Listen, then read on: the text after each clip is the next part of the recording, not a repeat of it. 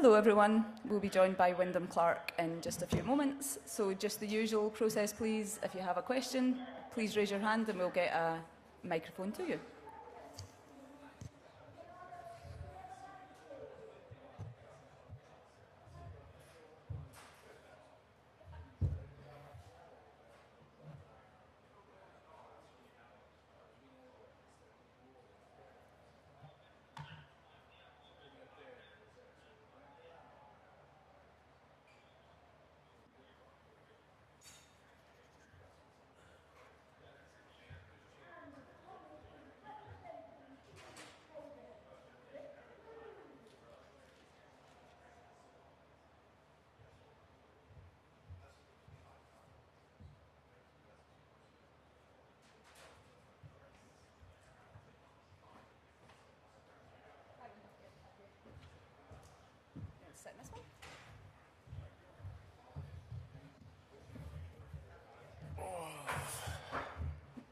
Good afternoon all. We're delighted to welcome to the Media Centre here at Marco Simone, Wyndham Clark, US Open champion. Wyndham, just starting on that, you've won your first major, you're here making your debut appearance at the Ryder Cup. Just sum up how that feels. It's an amazing feeling. I mean, it's something that at the beginning of the year I didn't think was possible. Not that I didn't think it was possible. I didn't have it in my goals, and then we have a great year and win 2 times, won a major, and then now here at the Ryder Cup, it's been an amazing year and honestly something that I've always dreamed about. So I'm just so humble and blessed to be here. Thanks, Wyndham. So we'll go over to number 3, Dan. I saw an interview where a Sky, I think it was a Sky Sports guy, was asking you about your comments about Rory, and it seems like I don't know if it's rubbed some people kind of the wrong way. Are you surprised by the reaction to some of the confidence that you've portrayed? Yeah, I mean, I want everyone to know I think it was taken out of context. If you listen to the whole interview, I praised Rickie and said how much I respect him and how good I think he is and how he's one of the best players in the last 20 years. And what I said was I think I'm better than him when I'm playing good. If I don't think I'm better than every player out here, then what am I doing, right? I mean, if I'm trying to be the best player in the world, which is what I want to be, then I got to believe that. Right now, maybe I'm not. I mean, he's had a way better career than me. That's obvious. But I also have to have that self-belief that I can beat anyone out here. So, it is kind of funny to me that people took it that way because they just kind of saw that I said I'm better than him and I want to beat him.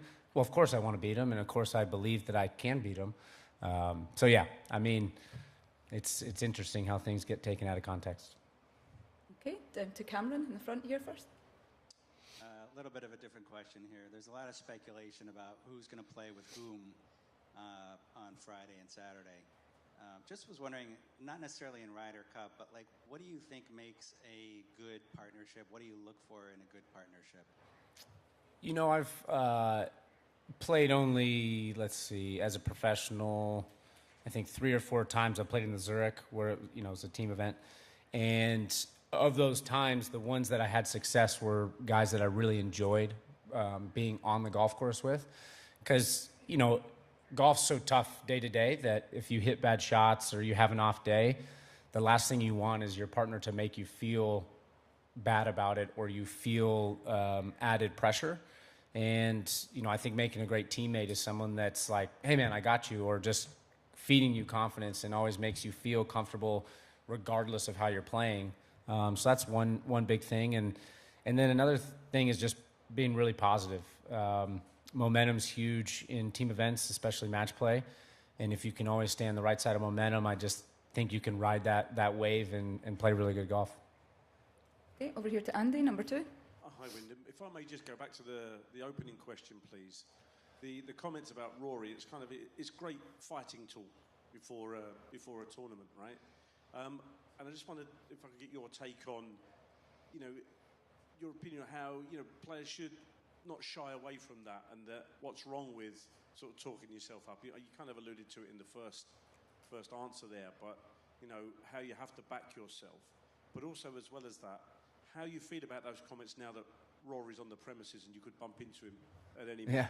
Well, question when the guy asked it to me, it's like, what am I supposed to say? If I say I think he's better than me and he's going to beat me, then I'm going to get ridiculed because then people don't think I have any self-belief. And then if I have self-belief, which I do in myself, then people take it out of context either way. So it's kind of a tough question. But to the part of running into Rory, I don't know if Rory saw the full interview or if he just saw the little snippet that everyone's running with, or if he's seen it at all. So I have not seen him or talked to him. I would love to talk to him because I imagine, he'd probably give me some jabs here and there. But, like I said, I have so much respect for Rory. I've always looked up to him. Even when I was in college, Rory was winning majors. And so I'm like, man, one day I'd love to be Rory McIlroy. So by no means did I say anything that was trying to belittle what he did or be cocky or arrogant. It's more just self-belief in myself. And, I'd love to get a chance to play against him this week. And if it doesn't happen, that's fine. But, anytime I get Rory in a pairing, I'm excited because I like to measure myself up against the best players in the world and see how I fare. Great. In the centre, the green. Yeah, this is your first Team USA experience, President's Cup, Ryder Cup. I'm curious about if there's been anything or what along the way has been the most surprising part of the entire process for you. I would just say how much camaraderie there is amongst us. I'd say about half the team, 6, 7 guys I was already really good friends with coming into this. And then when we did our team practice and then all the team meetings we've had and then now flying over here and hanging out in these practice rounds, there's guys that I thought maybe I wasn't ever going to be that close with to where now I really enjoy spending time with them. And then, adding that aspect of having the spouses here makes it really fun too because we're all going out together and it just seems like, even though this happens every 2 years, it seems like we've been doing this for years together, which is really neat. And, it makes me feel more comfortable being my first time and it makes the experience so much more fun. Okay, staying on the left.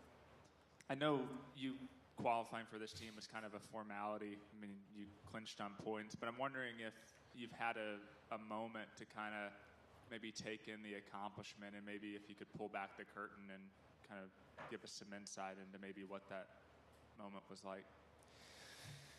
Yeah, I haven't had that much time to sit back and think about things. The nice thing is after the Tour Championship, I had these last 4 weeks off and, all the talk was about this, the Ryder Cup. And that's when I kind of, I'm like, oh my gosh, I can't even believe that I'm here. And then when we got here and all the cool things that go on, and I just look back and I think about, my dad sent me a really nice text and he's like, he goes, Dub, we used to watch these things and now you're playing in it. And that's, that stuff that, every kid dreams about. And now that I'm doing that is amazing. And, I'm still pinching myself every day.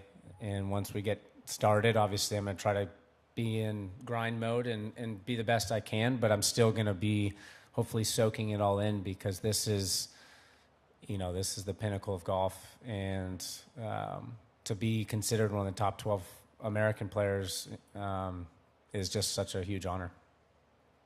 And to Bob in the front. You mentioned that you played in the Zurich a couple times. Would that be the only time that you've played foursomes? And you just maybe discuss the awkwardness or the struggle or process of getting used to playing that format and maybe even how it's gone here? I played foursomes in the Palmer Cup in college, but that was, 2 matches, and that was when I was 19 years old and didn't really know the golf that I do now. The Zurich, let's see, I've had 4 partners there. 3 times we've had a chance to win with 3 different partners, and I think of myself as a really good match player. I had a lot of success in college in match play. But as far as getting comfortable with alternate shot, it is tough. The momentum, the rhythm of it is so tough because, you might not hit a putt over 5 feet for 7 holes, and the next thing you know, you have a 30-footer, and you're like, I don't know the speed of the greens. Little things like that makes it difficult. But what I've learned in the success that I've had at the Zurich is if you can just constantly kind of play to bigger areas and just make it really easy for both of you guys, just always kind of be in play, don't take too many undue risks, and you kind of feed you start to work your way into feeling good. And then as the round goes on, that's when I felt like we start making birdies, at least in the past, was we kind of felt really comfortable, strung a lot of pars together, and then you throw in some birdies. So, none of us really have that much experience. If you really think about it, sure, guys play in Ryder Cups every year, but that's the only time they play, and then they play it 2 years later. So, we're all the best players in the world, and when it comes down to it, we just got to hit the golf ball where we see it and do what we do every week. So, back over to the left, number 3. So the last 4 Ryder Cups have been blowouts to the home team, and one conclusion you can draw is that having 50,000 people cheering against you is kind of a big deal, right? It's kind of an obstacle. Just curious, is there a way to prepare for that? Is there advice you can take from other players in the team? Is there anything the captains say to kind of get you ready for what it's going to be like on Friday and Saturday? I think in previous Ryder Cups, I think our current team right now, we have so many guys that have not played a foreign Ryder Cup, an away game, if you will. And I think that ignorance is bliss, in my opinion. We have guys like Scottie Scheffler and Max Homa and Collin Morikawa and myself that have played on Walker Cup and Palmer Cup teams where we dominated, and all we know in our years is how to win both away and at home. And then all we've ever seen and watched is that we lose at home at the on the road for Ryder Cups. And so I almost feel like we have a little added chip on our shoulder that I think this year I'm really hoping that is the case. I think that we'll come in and say, you know what, all we know is what, we've seen what not to do, and all we know is what to do. And so I'm hoping that's the case this year. I really think our team is really strong, and regardless of having the fans against us, I think a lot of us are gonna, embrace that. I think a lot of us played other sports. We were all athletes in many different sports, and I think we all said, "Hey, I love that it's an away game. We feel like we can quiet the crowd, and it would be even more fun and more enjoyable to win on the road." So, I'm hoping this is the year we break the streak, and I feel really confident in our team. Just out of curiosity, I know you can't give specifics, but do you feel like right now you know when you're going to play and with whom, or is that still a little bit up in the air? I have an idea of who I'm going to play with, and kind of when. We don't know Saturday and Sunday. I honestly don't know if I'm allowed to express who I'm playing with, so I'm not going to. But and when. But we kind of know what we're doing on Friday, but we don't know Saturday. We don't know Saturday groupings. Thanks. Okay, over to Ryan, number 1. Wyndham, you mentioned the 4 or 5 weeks off, while the Europeans have largely played their way into form here at the Ryder Cup. Just curious, how did you prepare yourself physically, mentally, emotionally for a tournament like this? Well, I took about 2 weeks off from golf. I had a long season. I won after winning Wells Fargo. That kind of changed the trajectory of this year. And then I win a major, and then that just threw everything out the window of what I thought I was going to do this summer and in the fall. And so I went from probably having a lot of free time to having no time. And then we play 3 tournaments in some of the hottest conditions I've ever played in the FedEx Cup playoffs. And afterwards, I just said, I don't even want to touch a club. So I took 2 weeks off, got my mind right and refreshed, and then kind of really got into grind mode, practiced and played quite a bit, worked on my equipment in San Diego with Titleist, made sure that was all good.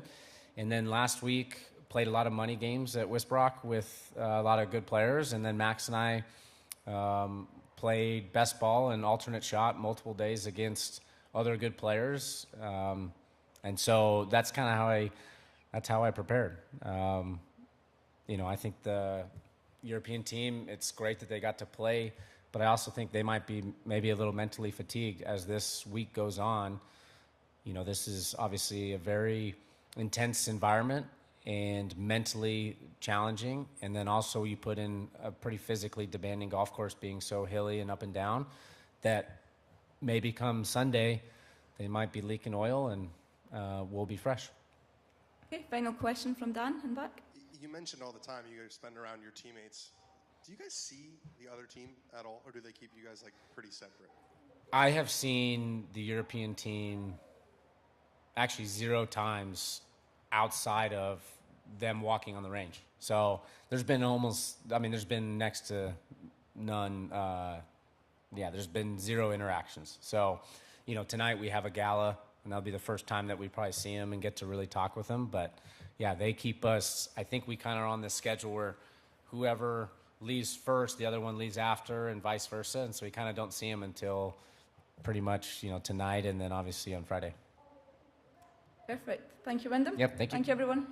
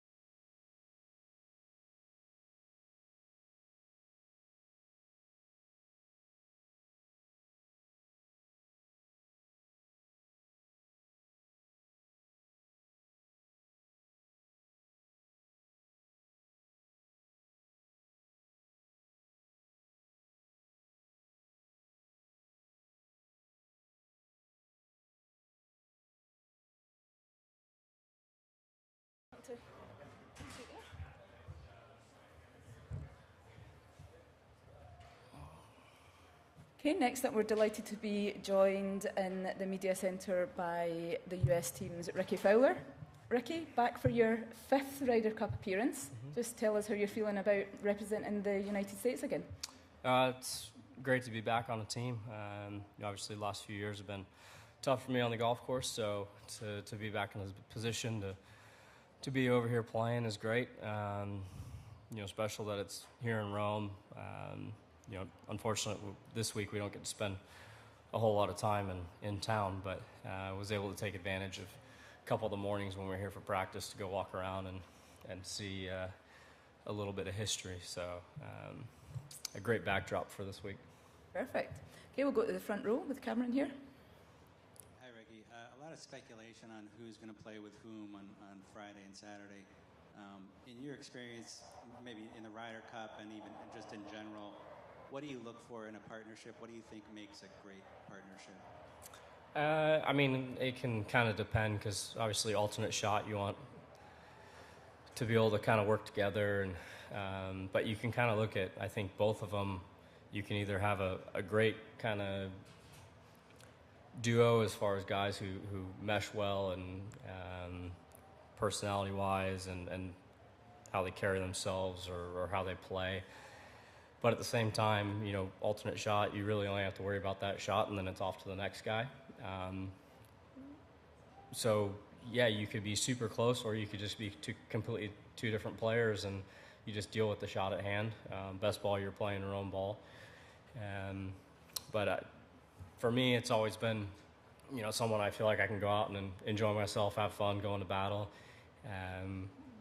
Myself, I feel like I've played better and enjoy alternate shot more just because I feel like it demands a little bit more out of you. A little bit more pressure. I feel like I don't know, like I say, it kind of brings out the better in me on that versus best ball. Sometimes it's definitely nice to have a partner that can bail you out, but can be a little more relaxing too at times. So, kind of long way to get to the answer for you, but I don't think there's a specific way to go about it because you can, looking at some of the pairings that have worked, they're maybe guys that maybe aren't that close of friends, but then you've seen very close friends go out and play well, and vice versa. Okay, staying on the left, number 3. You were on the team back in 2010, which obviously was a while ago, and this era, this group, seems like there's a different vibe to the team. Would you attribute that more to just growing up together, being friends, having camaraderie, or is it what Zach Johnson talked about earlier this week, where he's trying to get everything out of the way so you guys just have a path to thinking about golf? Like, which of those would you attribute that kind of new feel and vibe to? A little bit of both. You're definitely seeing the team continue to get younger and younger. It's hard to think or imagine that it would get a whole lot younger than it is now. It can a little bit, but compared to 2010 and prior to that, guys in their 20s, there'd be a couple to maybe a handful. Now it seems like a majority of our team is made up of kids that are 20. I'm the second oldest on the team, so kind of a flip of the script going from 2010 until now. A lot of it, like you mentioned, a lot of the guys grew up playing, junior golf, college golf together. There's a few of the guys that I played with, but most of them being younger, it's been more spending time with them, out here on tour, and nearly half the team, we all live pretty close to each other. So, I think it's a combo of kind of freeing things up, but also the kind of younger group coming in and those guys being pretty close. Okay, over to the right, number 2. Rickie, if you go back 12 months ago, was the Ryder Cup on your radar, and what kind of motivating factor was it as your season progressed? Well, it's always on your radar, whether how close it is. That's another kind of situation. It was fairly distant. It was my kind of ultimate goal, just kind of looking at the progression of things and what I wanted to do, and if I accomplished a lot of things on my list, I would ultimately be here. So yeah, it's been a fun year finally after a few years that were kind of tough and just a grind. But to kind of go through that and to kind of see myself continue to get into a better position and get closer to having a chance of making the team. So yes, it was on my radar, but that radar had to go out pretty far to kind of capture the Ryder Cup. Okay, over here, just on the left. Hi, Rickie. Question that is unrelated to the Ryder Cup. Hope that's okay. I'm from Sweden, and I heard that you played golf with Mondo Duplantis. Mm-hmm. How was it? When was it? What do you think of it? It was a few years back. Yeah, so my wife, she pole vaulted and has kept up with Mondo's career. He's obviously a very impressive pole vaulter and continues to break his own world records. So we actually had a pole vault pit at our house in Florida, and Mondo and his brother Andreas came to pick that up. We didn't need it anymore, and so that's his practice pit now back in Louisiana. And so it was kind of fun because we were able to make a couple-day trip out of it. They were able to come down, played some golf, got to spend some time with him and his brother. Mondo's he's an impressive athlete. I was definitely impressed by his golf game. They a very talented family. I know his brother plays baseball, and yeah, I'm not sure if many people follow pole vaulting or anything or not, but yeah, no, and he's a good player. Like I said, he surprised me, but it's been fun to watch him the last few years because I want to say that was maybe 3 years ago when he came and picked up the pit. But yeah, he continues to, like I said, break his own world records. Yep. Okay, staying on the left, over here, number 3. From pole vaulting back to golf, your first Ryder Cup dates back to 2010, and I'm wondering, that's a long span. What have you learned about yourself through the years in this Ryder Cup environment that helps you deal with the pressure? I mean, definitely this year versus my first one or first few, a lot more comfortable being here. Also knowing that this isn't going to go on forever. There may be continue to play well. There could be 3, 4, 5 more for myself, but you never know with the game. So definitely enjoy it. Like I mentioned earlier, it's cool to be in a place like Rome where there's so much history, and I was fortunate, like I said, during the practice session to be able to go and see some of that. But I think for me, the biggest is understanding how special they are. They're the most fun weeks that we get to be a part of, and then for me is just continuing to feel more comfortable being a part of them versus the first, and definitely the first one or the first couple where you're amped up or nervous, and there will still be nerves out there, but it's not a new situation. Okay, just down in front row here. Hello, Rickie. I'm Isabella Calogero, Eurosport Italy. You talked about history a few minutes ago. I think you are the first one. And it's strange for me because there is a lot of history here in Rome. So I'm wondering if you know anything about the history of the Roman Empire, and if there is any lesson you can learn from it, and if yes, how it can be useful during this week. Well, I probably would have had more knowledge on it back in probably like middle school when I was taking history classes, and it was a bit more fresh. It was special to walk around because shortly when we left here and went back, I was in New York for 2 days, and you see the things that are older for our home country, and we're over here, and then you think of the timeline of Rome and walking around and seeing all the ruins and what an old building really is. You think of an old building in the U.S. and it's pretty darn new.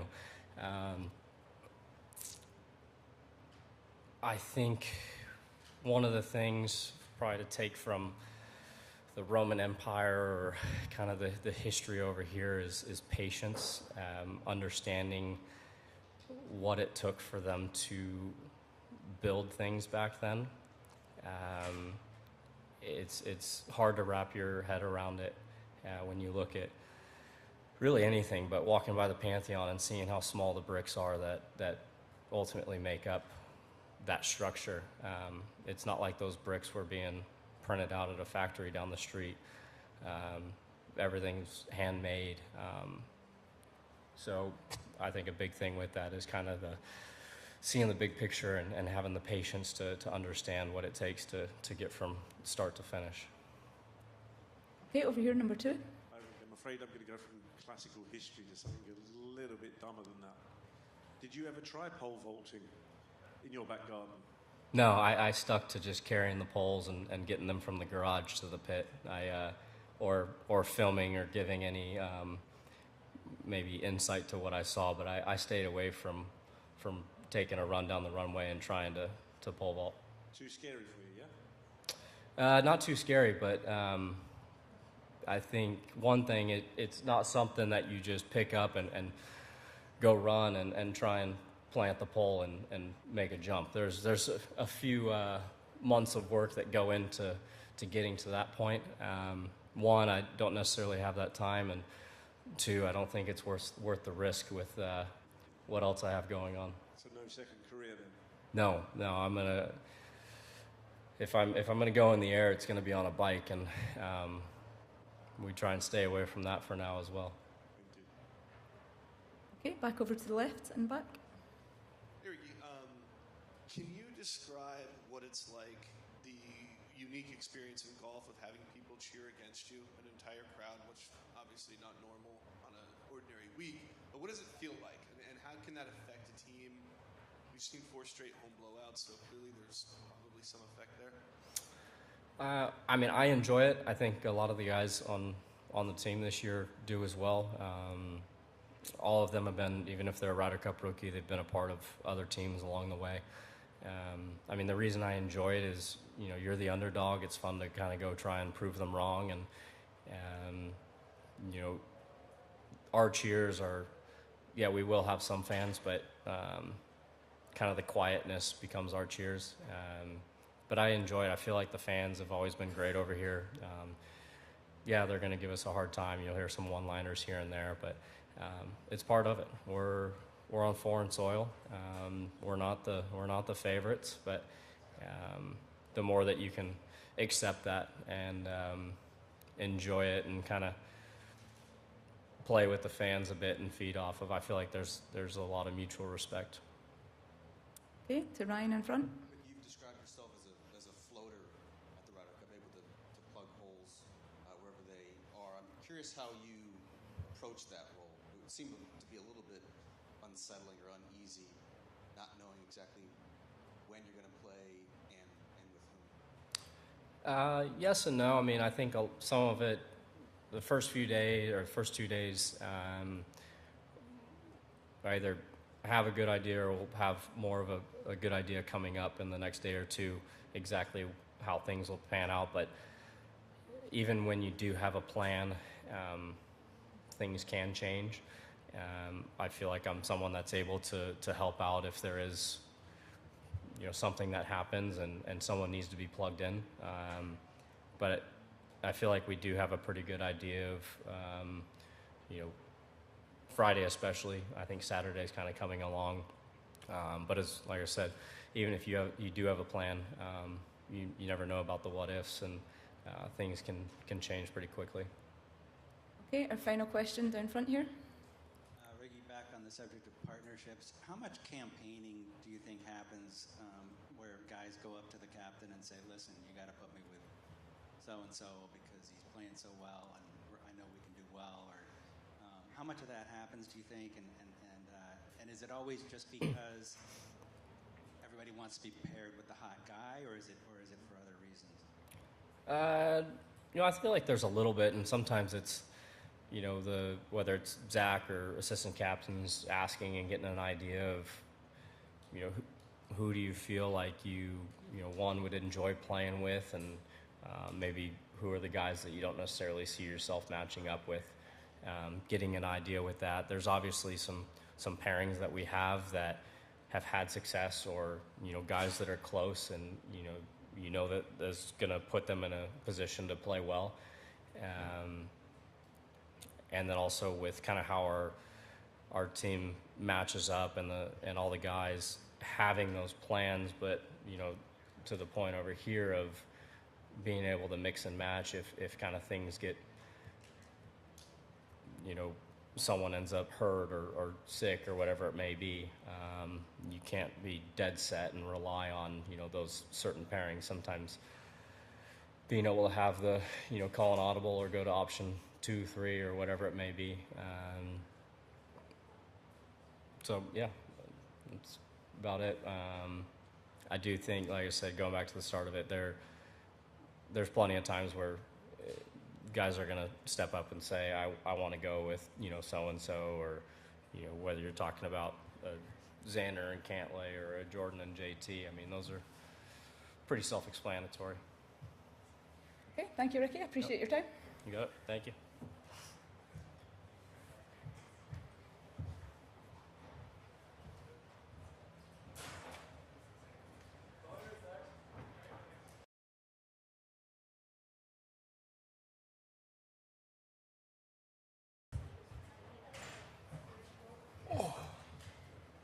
Okay, and next in the chair we have Max Homa from the United States team.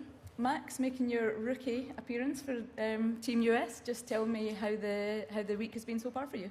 Yeah, it's been great being with all the guys. You know, a couple weeks ago made this really exciting. I think everybody gets along so well, so I was itching to get back to laughing and doing all the stuff we've been doing. So it's cool being out here. They've done a crazy amount of things to the infrastructure even in the 2 weeks since we've been. So it's been exciting to see this place with fans and get to play the golf course with fans around and look at all the buildings. So it's been a really cool week. Okay, we'll go straight to questions over here in the centre. Yeah, Max, we've been talking just amongst us all week about why does this team feel different than maybe 10 years ago, 12 years ago for Ryder Cup teams. And kind of the two things that pop up are camaraderie and friendship, like you mentioned. But then also Zach Johnson talked about just, and this was talked about with Steve Stricker at Whistling Straits, just making it easy for the week to happen for everybody. Which of those two things is more important to you guys? I'm not sure. I don't have much experience in this type of event, obviously. But I'm big on the camaraderie thing. I played at a college where we had a ton of success and we were all super, super close. My Walker Cup team, we were all very, very close. The President's Cup last year, very, very close. So I do think that helps in an odd way. This is such a selfish sport. It's always just us, myself and my caddy, and that's all we care about. I won't sit here and say I'm rooting against people, but if I'm one back and somebody's on the 18th hole and it could be my best friend in the world, I hope that they make a double and I win. So it's a bit of a different dynamic here, and I think we crave that in a way. You crave getting to be around people you want to root for and that you enjoy spending time with. As fun as it is at these events, so much of it's chaotic. It's so much going on. I've had hardly 15 minutes so far this week just to sit and absorb what's happened. You're just going and going. So I think the times in between where you are just sitting at lunch, as I just was with Harm and Sam and JT Jordan and Wyndham, enjoying our time, I think that's a big deal. And when you're playing, I think that just bleeds in when you're playing. I think you have massive trust in the person you're playing with, not only because they're a great player, but because, you know, they're going to hit bad shots, you're going to hit bad shots, shrug it off and keep going. So I think that does actually play a large part in my mind. Okay, over to Cameron in front. Hey, Max. Wyndham was just in here describing some matches that you guys played at Whisper Rock where you guys partnered up. What did you take away from that? How did that help you? I just think it's good to do it, just simply to get somewhat comfortable. Obviously, it's significantly different. I really enjoy playing with Wyndham. I think he is as talented of a golfer as you'll ever find. So I just enjoy getting to be on his team, whether it's at home or if we're playing a practice round in a tour event and we have a little match. So it's fun watching when you're partnering with somebody. You know, we played a little alternate shot match against Joe and Colt Knost last day before we left, and it was just cool because you're like on the same side, you're kind of talking things through. I enjoy asking people sometimes for their reads on putts just to see how they read them, bounce certain ideas on what clubs they like. You start to see how their brain sees shots and how they work, and if you know you get to play with that person, I feel like you have maybe a little bit of a head start on if they do ever have a question or they want to talk over something. You kind of know what they like to hear, the shots they like to hit. I've gotten to play a lot more golf with Wyndham in the last year or two, so anytime we get paired in a little like game at home, it's fun because I know what shot he's going to hit and where he's going to excel, and it's just also fun to watch somebody who's that great at golf on your own team. That's quite exciting. Okay, down front with Bob. How important was the trip here a couple of weeks ago in terms of learning the course, and is it a tough course to learn, say, compared to any other place you'd play for the first time in a tournament? Yeah, I'd say basically it felt like a lot to come here, especially because myself, Justin, and Zach were playing Napa, so it felt like a lot at the time. And we play new golf courses 4 times a year typically, or 3 times a year I guess, for the majors, and usually you get to know them pretty quickly. But I will say that when we were here the first day we played, mostly all of us hit the wrong clubs on quite a few tees, and then the next day I thought I went out and played the golf course so much better because I not so much knew where I was going, but more so knew I had to club down a bit on the 3rd hole and little things like that. So if at the very least I saved myself an entire day of prep, I think that was a big advantage considering it is all the way over here, and it made the trip seem completely worth it just because I feel like it saved us all day of yesterday, and little things like that can go a long way. Okay, back over to the left. How many shots do you have to give Joe and Colt these days? Well, they played best ball, so we got to play straight up. Okay. But I give Joe 2 aside. I think Colt's been begging for 2 aside as well, but I don't. I usually show him what he's made on tour and get him to knock down a couple shots. Now ties and Ryder Cup, Solheim Cup, it's kind of a hot topic right now. I'm just curious your thoughts on it. I mean, it would be kind of like the Dodgers tying the Astros this year in the World Series and the Astros retaining the title. What are your thoughts? Yeah, I've never liked ties. That don't make sense to me. The whole point of any competition is to see who wins. So I do not like ties. I don't like the retaining thing. I understand it, but I understand why they do it, but I'm not a fan of it. You have a completely new team. For instance, at the Solheim Cup, and they tied. So someone should play a playoff. I thought one of the most exciting things we've had, although this still ended in a tie, was Tiger and Ernie playing at the President's Cup. That was one of the coolest, I don't know how many holes they played, but that was one of the coolest memories you could have of a team event. And I don't know. I would, I guess, crave more of that if possible. Plus, we don't tie very often in this thing, so I don't know. People are much smarter than me that have an answer for that, but just ties leave a bad taste in my mouth. Okay, staying on the left. Max, I've asked the last 2 guys about the concept of having people cheer against you, which is not normal in golf. And both of them are kind of like, actually, we like it. We think it's great. And that's a good perspective, obviously, but at the same time, the last 4 Ryder Cups have been blowouts for the home team. So clearly there's something that having people cheer against you is kind of hard, kind of an obstacle. Curious what you think about it, what you're doing to prepare for it, or kind of what you think is coming when you take the course on Friday. Yeah, I guess I don't know what it feels like yet. It doesn't happen. I could say I like the concept of it. It's if you can flip it in your mind that every time they're not cheering, that's great. If you can get it into your mind that you'd like to make a bunch of people sad, it's also great. So I feel like that's something I've been thinking of. I watched nerded out and watched a bunch of the old away Ryder Cups on YouTube. and just started really enjoying the silence because it meant that our team was doing well.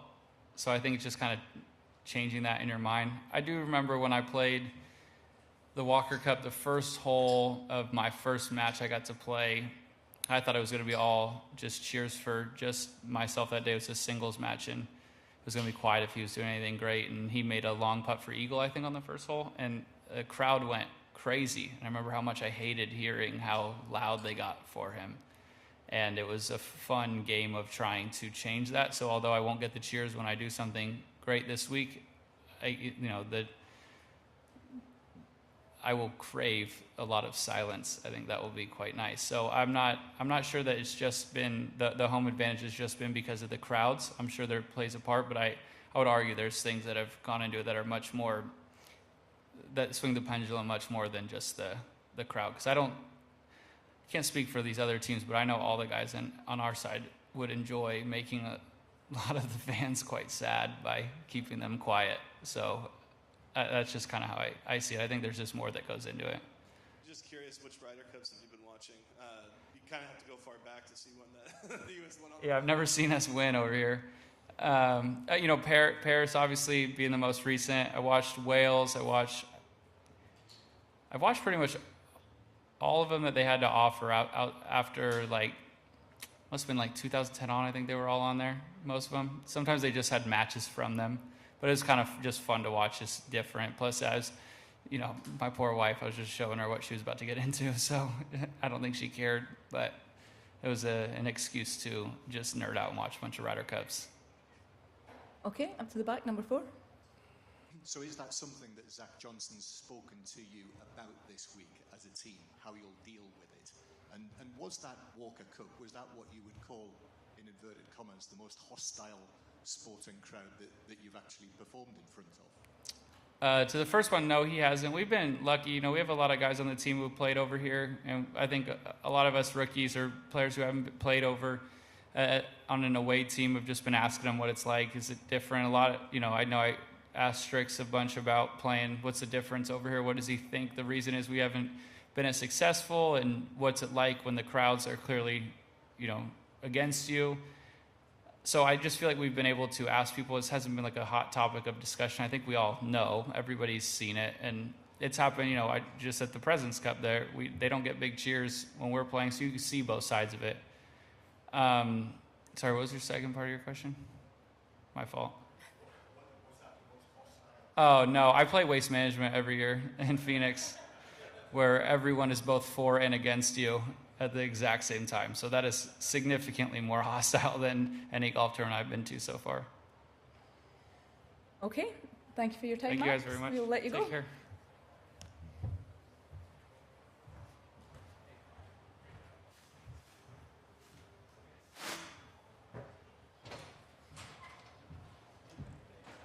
Hello.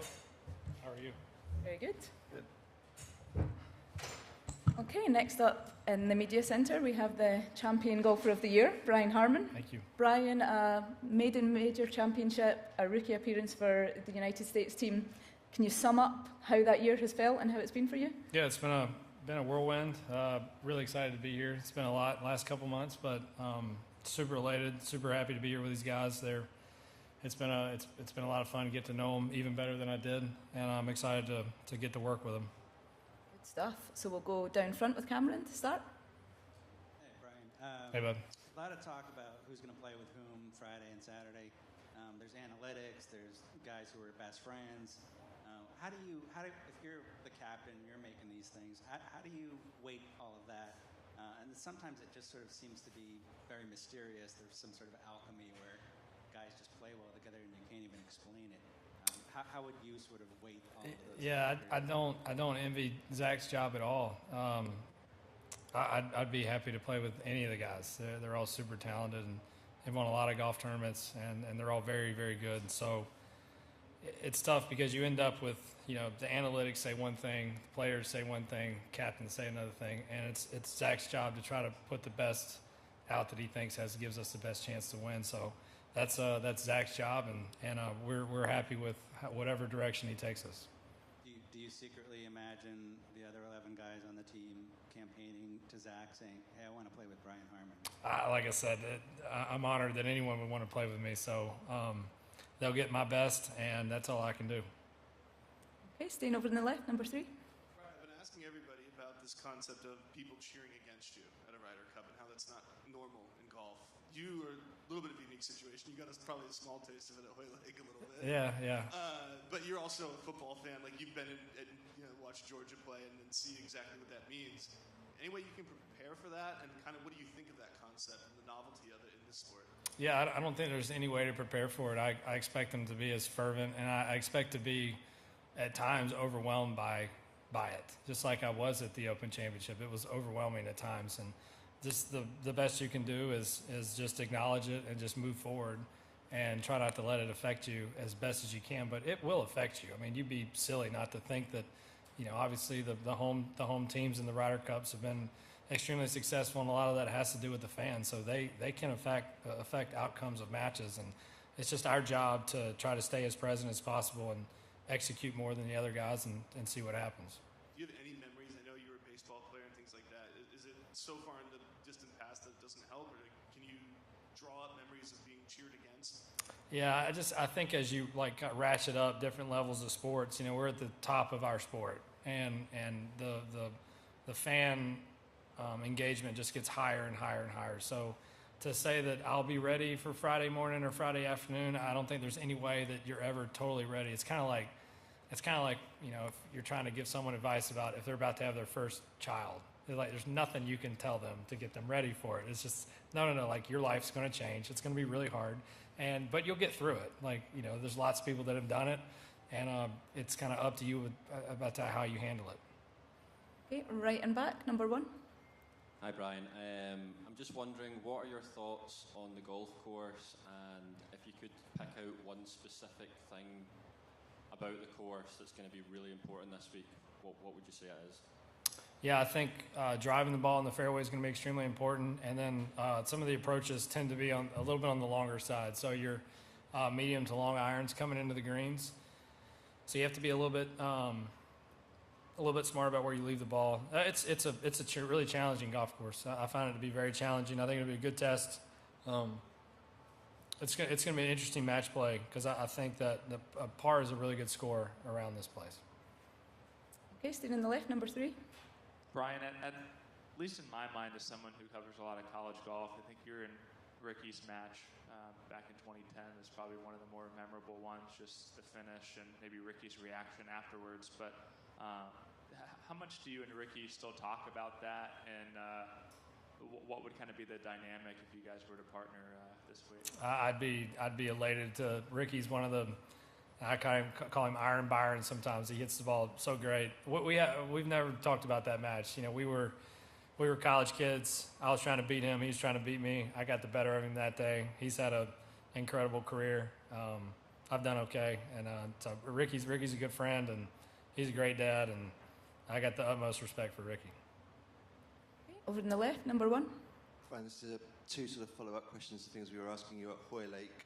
Did you ever get to meet Rickie Ponting? I have not. I have seen pictures of him now, though. He's got a better head of hair than I've got. And have you been hunting much since? Because we were asking you a lot about that in Hoylake. No, I haven't been. My dad's been down. We've got the new tractor. We've been prepared all of our fields for the hunting season. We plant, almost 25 acres worth of food.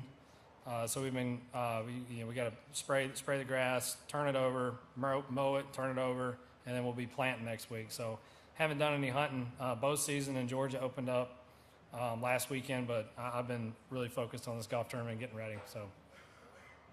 Okay, down in front, number 1. 10 days ago at the Drive, Chip, and Putt Regional at Sea Island, one of the winners came running back to his father, and he said, "Dad, that was the Brian Harman on the range, and we got our picture with him." I was just wondering, you've won an Open, is there sort of a line of demarcation where you didn't get that reaction that much, and now you're getting it more? Yeah, it's certainly after you win a big golf tournament like that, people notice you more, and especially with the kids, I'm happy to take some time, and because I was one of those kids, and it would have meant the world to me. So happy to see those kids out there competing, and got to talk to a few of them. I just happened to be out there practicing, so I'm glad that Sea Island's doing such a nice job of taking care of junior golfers, and like I said, I was happy to hang out with them. Okay, over to the right with Ryan.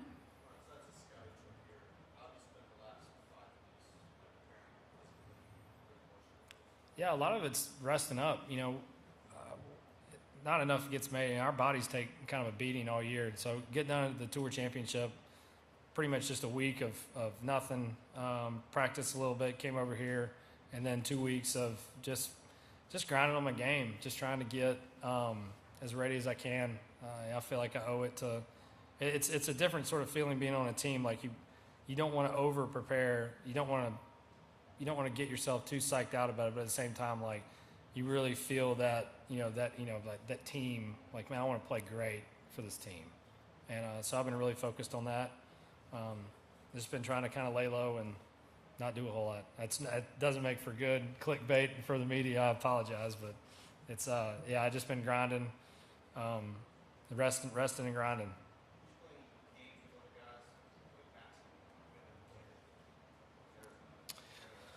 No, I didn't play a lot of golf.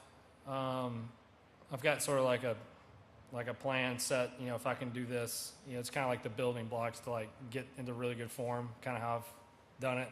So just going through that stuff over and over and over again. Good fundamentals, good alignment, good posture, good grip, stuff like that. Making sure it's trying to get a little bit better at that every day, because you don't want to. For me, like if I played 5 days at home and I'm shooting great, it's almost like that's my peak, and then there's always like a little bit of a valley. There's always like these contrasting things in golf. Like you can't have great golf without a little bit of bad golf, and so you need to struggle a little bit in order to get to that good spot. I don't know if that makes sense or not. Okay, down here. And Brian, as a country boy, what are your impressions of Rome and your experience here so far? I'm a big flora fauna guy. So I think they call them the Scott pine, the pines that have the canopy. They're beautiful. So just been taking them in. I think there's a few linden trees hanging around downtown, and it's a beautiful place. I've been overwhelmed. Our hotel is incredible, and it looks out over the city, and it's the history and just the magnitude of how long everything has been here is pretty overwhelming. Is it your first trip here aside from when you came to practice? Yes, ma'am. Okay, right and back, number 4. Brian, you said you got the new track there. Is that what you treated yourself to after winning the Open? I had plans for it before the Open, but I did get a couple days where I got to go spend some time on it. Got my daughter down there. She loves riding around the tractor with me, so it's another chance I get to spend time with her. So I was pretty happy. It was a nice week to be home. Have you treated yourself to anything else? No, not really. I'm not a big rest on my laurels guy. I was pretty excited to get back to work. My wife threw me a nice party. I've got to get one of those tabloids of Brian the Butcher, because it was a Brian the Butcher themed party my wife threw me, which is fantastic. Okay, over to Doug on the left. Thanks, Brian. There was a picture the other day of you practicing on the far left end of the range, far away from your team. And I just wondered if it was a wing thing or if no one noticed already. Yeah, right. Yeah. Friends I need, right? No, Max and I were joking about that this morning. He's like, I love reading these things. They make me so happy. Like, we all get along great. Yeah, I was trying to chase. I like hitting balls. My rest in peace, Jack Lumpkin. He was my instructor for 25 years, but we would always try to find what we call a hook win. So I'm always trying to find a hook win, a little in and off the left is how I like to warm up. It's kind of how I can tell if I'm able to hit my irons like I wanted to. So I didn't know where anybody else. I was the first one there, so I just started down there, and they were the lazy ones and ended up on that end of the range. Secondly, match play is probably the most personal format in golf. Did you make it personal the years you played in the Austin match play back in the Walker Cup, whenever? I mean, you have to sometimes, especially if things aren't going your way. But match play for me, it's kind of like I've always enjoyed match play because it really is. There's such a different dynamic. Stroke play is just like, it's basically you versus you. You versus you versus the golf course. And match play, it's you versus the golf course, you versus you versus the other guy. Like there's whole different thing. And I've just always really enjoyed the strategy of it, being able to, maybe play golf holes a little bit different than you normally would. So it's a nice mix up from stroke play for sure. Okay, right over from the left, number one. Did you lose your mind against somebody? Did I lose Did my? you ever make it personal against somebody? Yeah, I have. Love some details, Brian. I mean, but it's usually just made up stuff. Like, I love the story when Michael Jordan told about, the guy talked trash to him and he goes out and scores 40 or whatever, and the guy never said a word to him. Like, it was totally made up. Like, love that story. Okay, right over on the left. Just digging a bit deeper on the Brian the Butcher party. Yep. Did everyone come dressed as butchers, or what? No, we had the. I can show you the emblem my wife came up with. It was very funny. No, we had T-shirts, golf balls, and one of the rotating cameras where you could hold a Brian the Butcher picture up and take pictures. It was fun. Did you do the catering? Did I do the, excuse me? Did you do the catering? Oh yeah. What did you kill or serve up? No. We did. I did not. I could have provided the catering. Let's see. What did we eat? Oh, yeah, we had food trucks, hot dogs and hamburgers out front. Great. Yeah, it's good. Very Okay, simple. final question here in the middle, number 3. Myself, curious, do you have like an app? Like I have a. Yeah, picture this. Is that the one? Oh, it's incredible.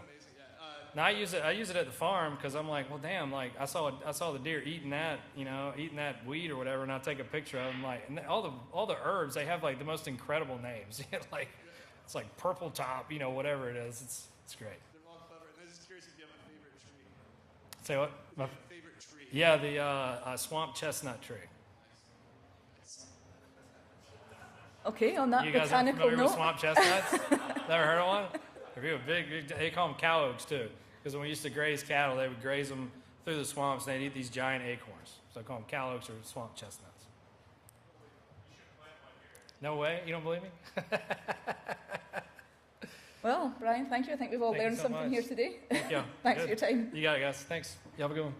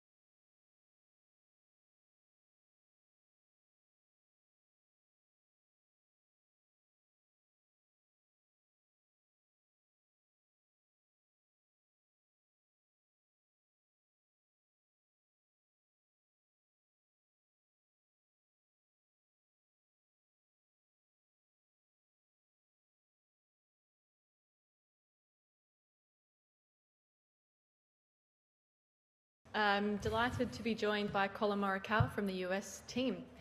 Collin, first away Ryder Cup appearance for you here in Rome. Just give us a sense of how the experience has been so far and maybe what you're expecting with the home European crowds later this week. Yeah, it's awesome. We're in Rome.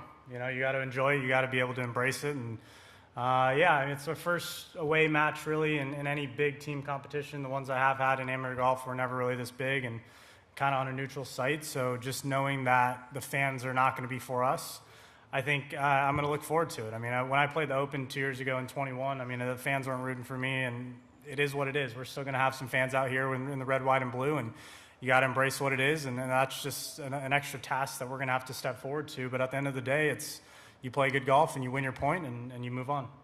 Perfect. We're going to go to questions. Go mic 3 with Shane.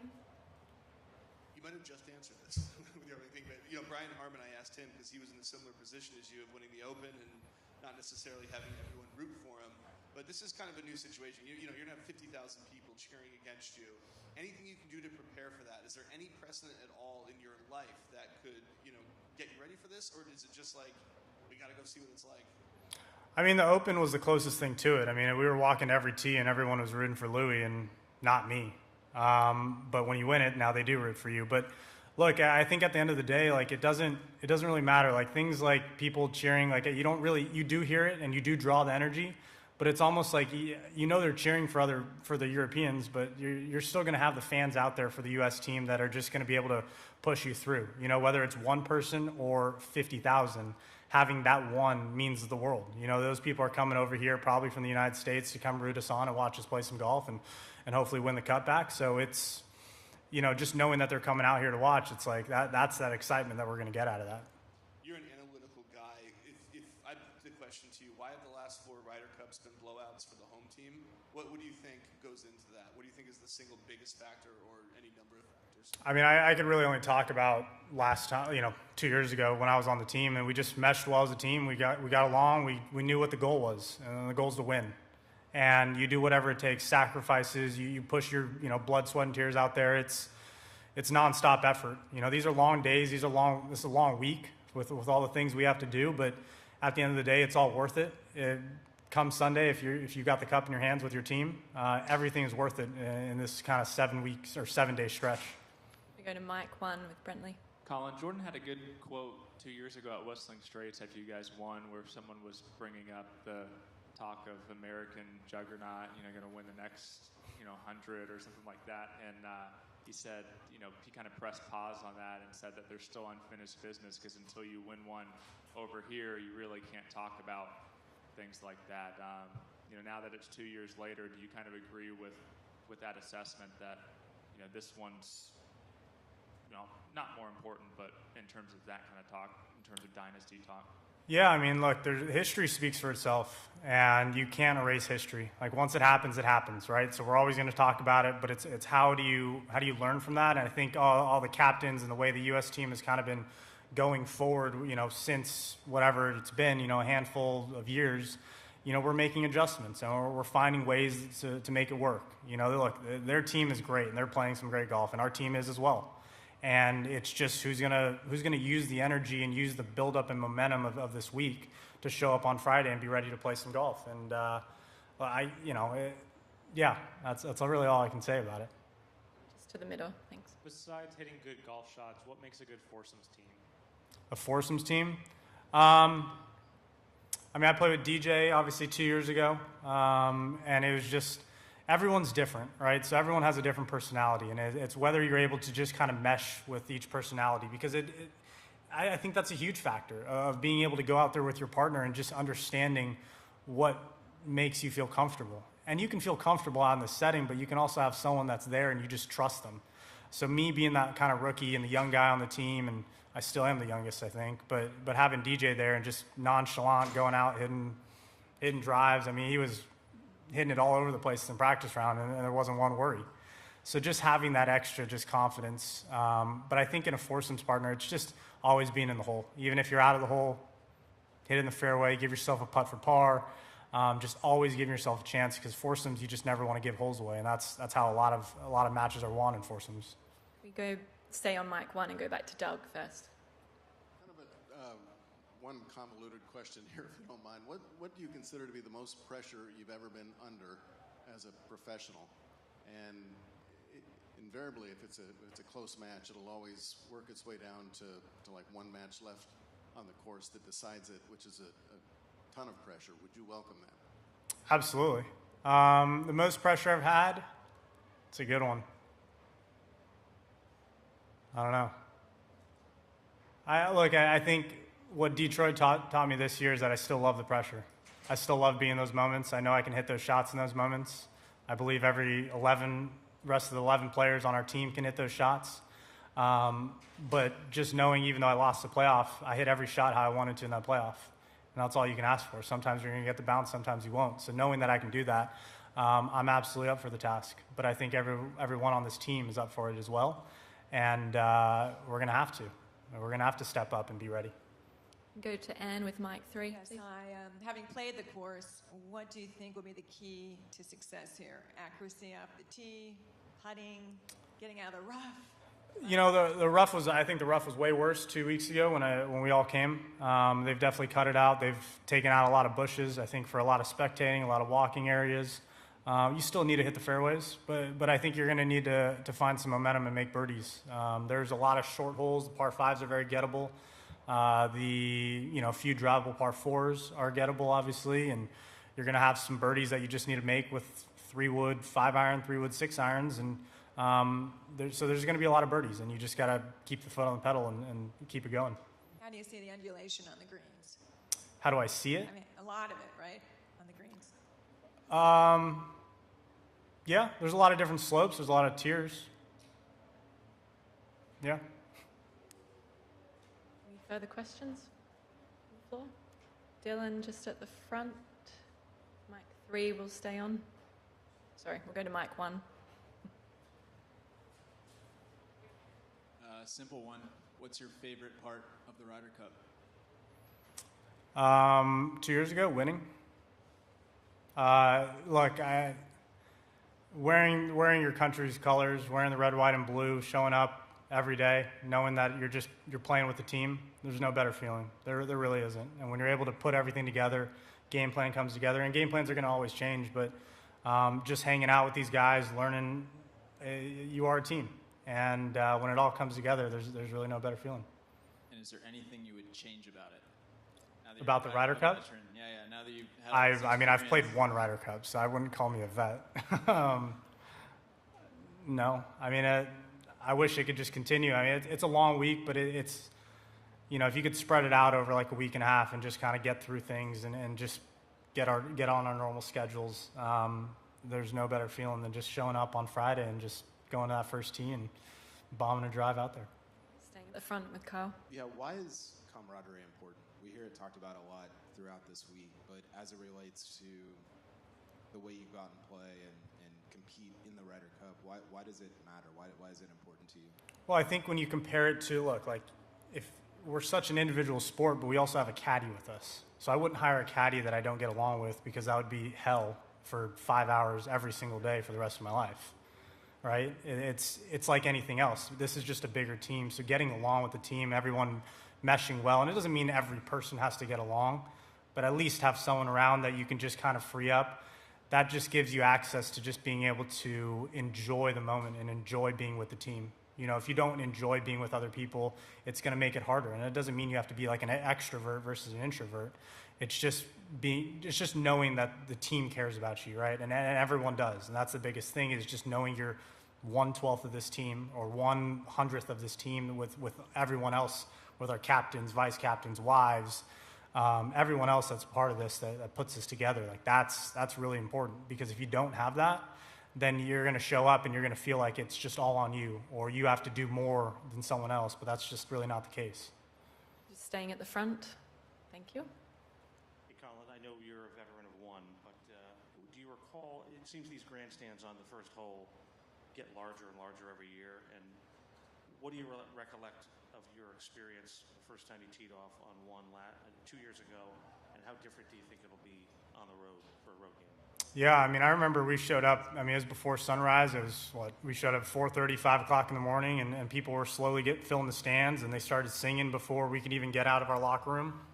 That's the best, that's the coolest thing. And this locker room is even way closer to the first hole, so we're going to start hearing that by the time we show up.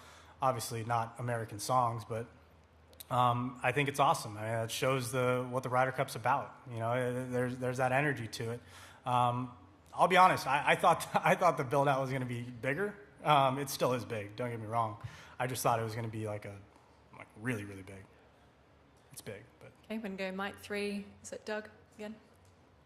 This might be too personal in nature. I love how you lead these questions. You're like leading me one way, and you're like, oh, well, here we go. I'm going to ask anyway. Apologizing in advance, it's not going to be good. No, I'm just kidding.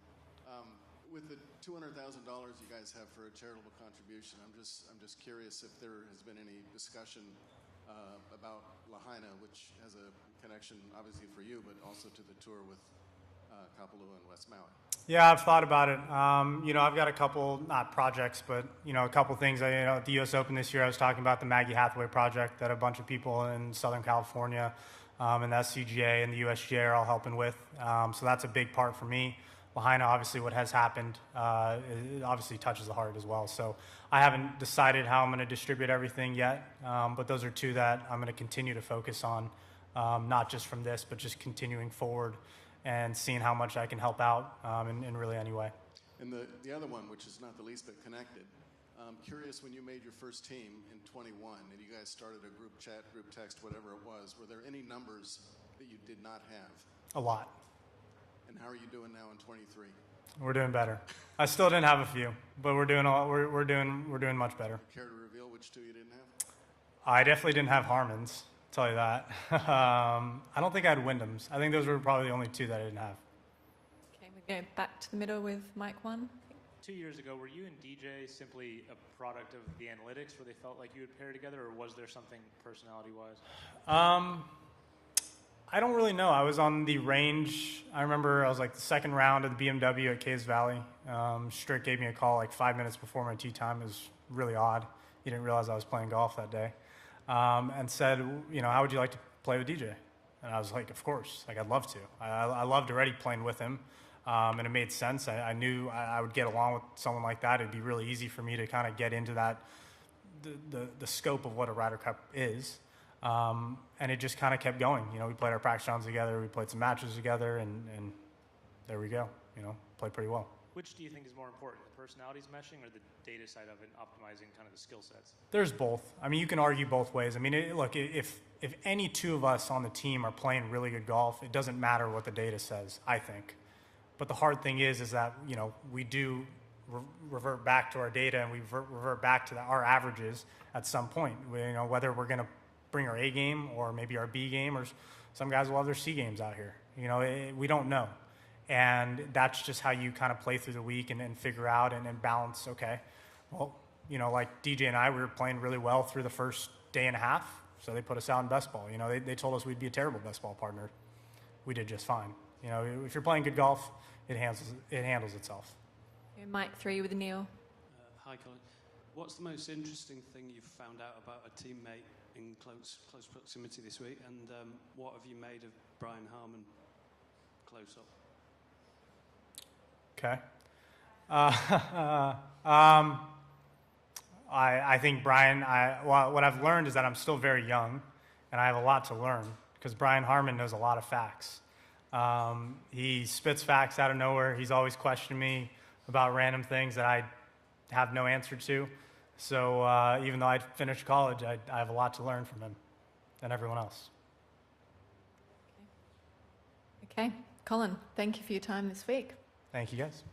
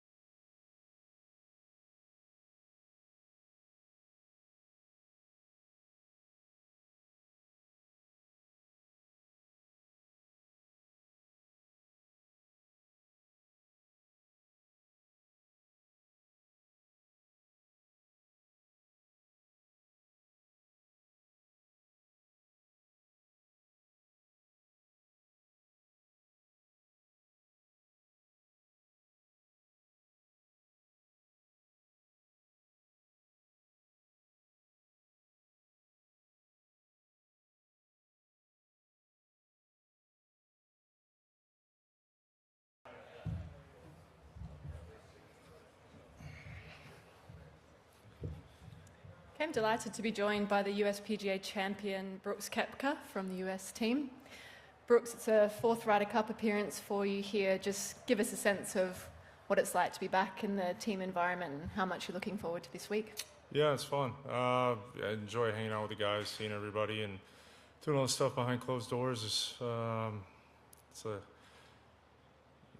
tough to explain. You just got to be there. But I've enjoyed it. It's been fun, and we're looking for a good week. I think this is probably the youngest team I think I've been on, and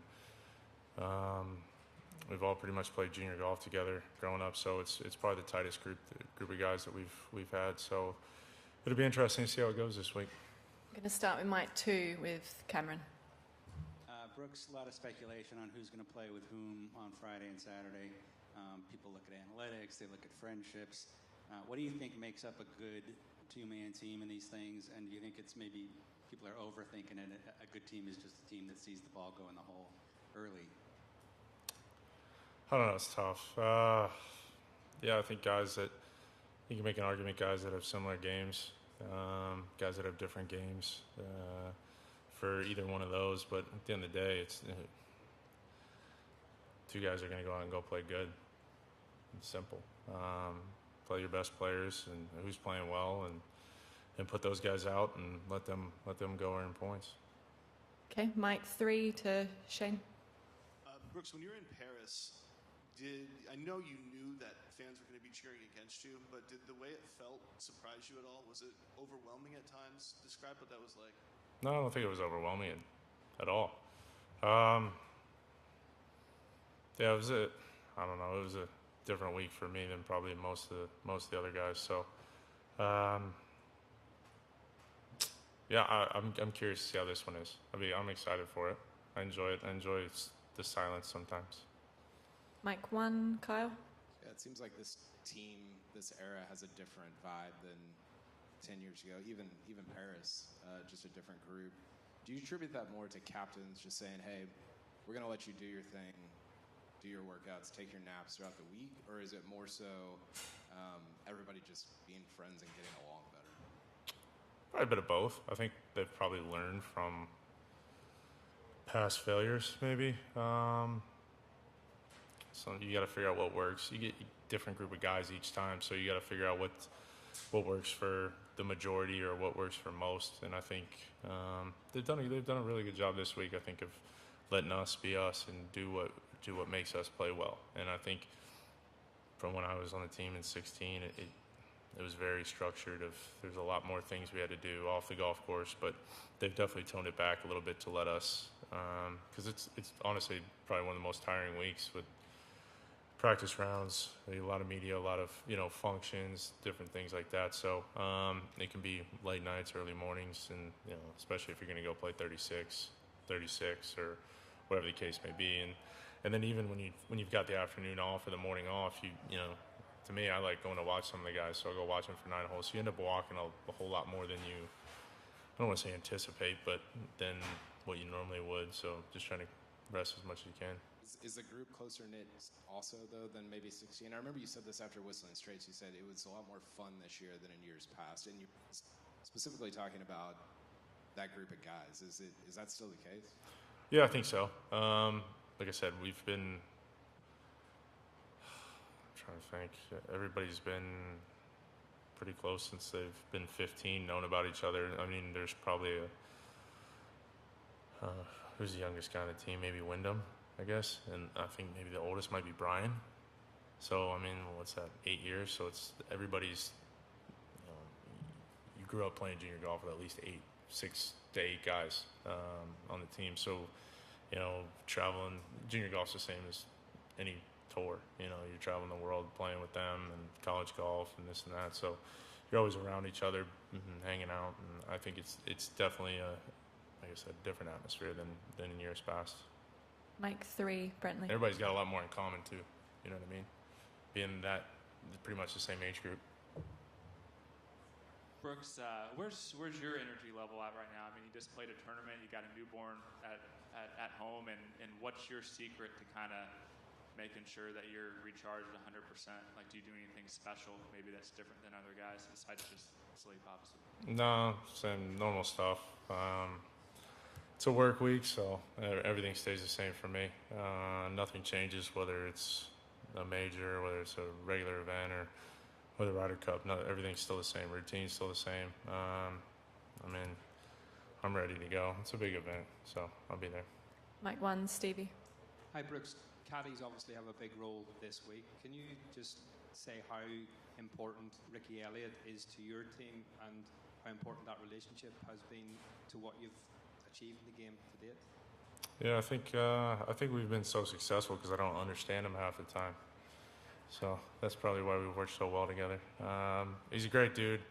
You know, he was groomsman in my wedding. He's one of my best friends. We hang out on the golf course, off the golf course. He'll sometimes even pop down to me, or I'll pop up to him in Orlando and just kind of spend the weekend up there hanging with him. It doesn't always need to be golf. It's we're very close, and I think that's translated to success on the golf course. I mean, I think the ideal caddy is just knowing what your player is going to do before they even do it. He can sense if I'm tense, if I'm a little too relaxed, if I'm pissed off, if I'm, you know, kind of lackadaisical. He can sense that and kind of get the ball rolling and snap me back into it. Mike 2, please, with Mark. Hey, Brooks. I have two unrelated. The first of which is regarding Brian Harman. I think you're viewed as one of the more mentally tough players out here. And he obviously went through a lot of BS at Liverpool to win that Open Championship this summer. What's your take on him and just, you know, how he's able to, he's been overlooked a lot. I think he's got a chip on the shoulder a little bit because of that, and he expressed that after the Open Championship. I love that. I love guys with chip on their shoulder. I love guys that are very gritty players. That's something when I first came out, that was who I kind of emulated. I thought, to me, growing up, it was, you know, Dustin and then G-Mac. I thought they were both, well, G-Mac was especially gritty. He doesn't, I don't want to say he's got to work a little bit harder than everybody else and always finds a way to get it done. And I think Brian's quite similar. I think you can compare those games a little bit. And I just love that. Never gives up. Always battling to the end and ready to prove people wrong. How can that benefit? I mean, that seems like a huge benefit in this forum, is it not? Yeah, I would say so. I guess you could say, you know, people are going to be cheering against you, and you know, I'm sure Brian's ready to hear the silence or not have the crowd cheer. I think that's an added benefit for him, and even when they are cheering, he wants to make them quiet. So it's a little added bonus, and always, you know, like you said, that chip on your shoulder. We're going to go Mike 3 for Doug. One quick stupid question about about Sam's hair and the hair tattoo and stuff, which is getting a lot of attention. Yeah, Sam's he's got a nice Kentucky waterfall going. It's pretty solid, although the USA that's inscribed on the side of his head, I don't know if he was doing that looking in a mirror, because it's not, USA doesn't look the best, but it makes it even better, I think. It definitely classes it up a little bit.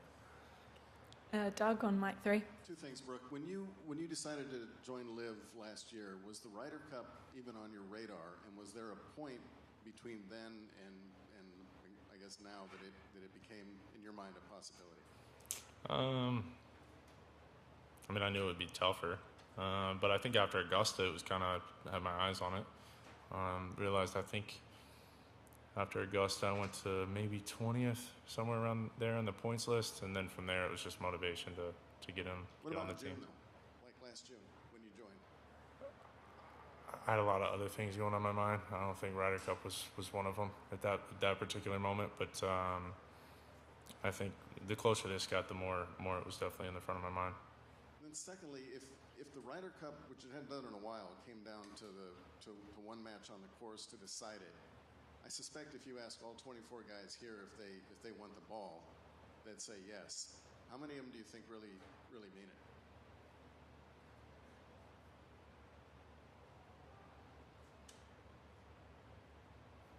Very few.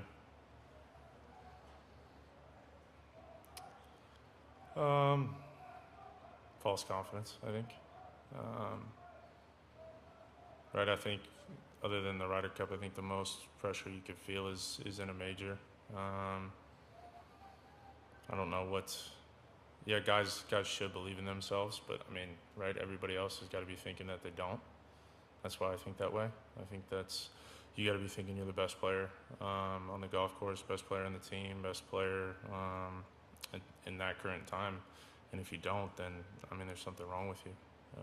You always got to believe you're the best and want to be the best and have that drive, and that's what's going to put you over the edge. And I think a lot of guys have it, but I don't know how many guys would want a 8-footer with this on the line. Okay, we're going to go Mike 1 right at the back. Hey, Brooks. Brooks, what is the biggest challenge being in this profession and being a new father? I mean, I haven't experienced it fully yet, missing certain milestones. But I mean, everybody's got to deal with that. So anybody working 9 to 5 still has things they're going to miss when they're away from their kid, first steps, first time saying a word, whatever the case might be. I mean, I'm lucky enough, I go away for a week or 2, maybe 3 weeks, and then I might be back for a month. So, I mean, it all evens out in the scheme of things, but, it would be nice just to be home with them. But at the same time, I want to be here, and I'm excited for this week, and I can enjoy it next week when I'm home. Staying on that with Neil, just in front. Yeah, Brooks, hi. Do you think playing the team format in LIV can make you a better Ryder Cup player and teammate in any way? And you playing here this week, do you feel you're representing LIV Golf as well as the USA? I feel like I'm representing the USA. That's what I got in the front of my hat this week. So that's what I'm representing. It's not a group of individuals in that locker room. We're just all one team, and that's the way we think. That's what I believe, and I'm pretty sure everybody else there thinks that. And what was the other question? Do you think LIV Golf can make you a better Ryder Cup player? I mean, you're just going to play around of golf, and then the team scores just add up at the end. I mean, I don't see how that has really any translation to this format. Yeah, you're in a group setting or like a team setting, but other than that, I don't see how it's. We're not playing alternate shot or best ball, I think, until Miami in 3 weeks, and that's just a match play. You can only take care of yourself, so I guess it would be like a Sunday out here. Okay, Riath on mic 3. Brooks, just coming back to one of Doug's questions there about wanting the ball on Sunday. I'm assuming you count yourself as one of the few who would actually want that, but are you the kind of guy who visualises who you'd actually like to match up against? Do you want to kind of get that statement win against a Rory McIlroy or a Jon Rahm early in the order? I don't know if it'd be like early in the order, late in the order. It's tough, right? The point system can go so many different ways, and we have no idea where we're going to be on the Sunday, what order. Or at least I don't think any of the guys have that down yet. But I mean, you want to play a good player, and you want to, some guys want to play certain people. Yeah, I mean, I'd love to play John, Rory, Vic. I'll play anybody. Can I just follow as well in terms of the LIV side, because clearly you're conspicuous here as the only LIV golfer. Didn't notice. Yeah. In terms of the selection policy, Zach has repeatedly said that all he did was look at the rankings. Now, clearly that doesn't favour the LIV side for the obvious reasons, but do you feel like the LIV guys got a fair crack of the whip with selection? I don't make the decisions. It doesn't... everybody had an opportunity to get there. I mean, I had the same opportunity as every other LIV player, and I'm here. So, play better. It's always the answer. Okay, final question with Carl. Going back to what we were talking about earlier, you seem like the type of person that would just say, hey, the camaraderie is what it is. Let's go put the ball in the hole. That's what counts. But it also seems like the camaraderie matters to you. So why does it matter? Why does that? How can that help a team? And specifically, why does it matter to you? It matters to me because I think, right, it's a lot easier when you know that everyone's got your back. You know, it's like you're playing for more than just yourself when we're teeing it up this week. So when guys are out there, it's a lot. It's always fun looking up and, you know, just throwing names. I'm playing my match and I see Xander following or whatever. It makes you just fight a little bit harder. It's a little bit more fun, and you're just trying to show off for those guys too. I think that's some of the fun. But even the stuff that goes on at night, just hanging out with everybody, getting to have different conversations. That I mean, if you're on tour, you might see these guys a lot. I don't get to see them as much anymore, so it's kind of a little bit more special to me. And then the fact of just trying to catch up on life, because I mean, yeah, you can only talk so much over the phone or text or whatever you're doing with these guys, but at the same time, there's a lot of events that go on just in everyday life, and knowing more about guys you don't know much about, and I think it makes the week a lot easier and kind of takes the, I don't know if I'd call it pressure or stress or all the other stuff that goes on in the week, just kind of helps ease it. Okay. Brooks, thanks for your time this week. Thanks.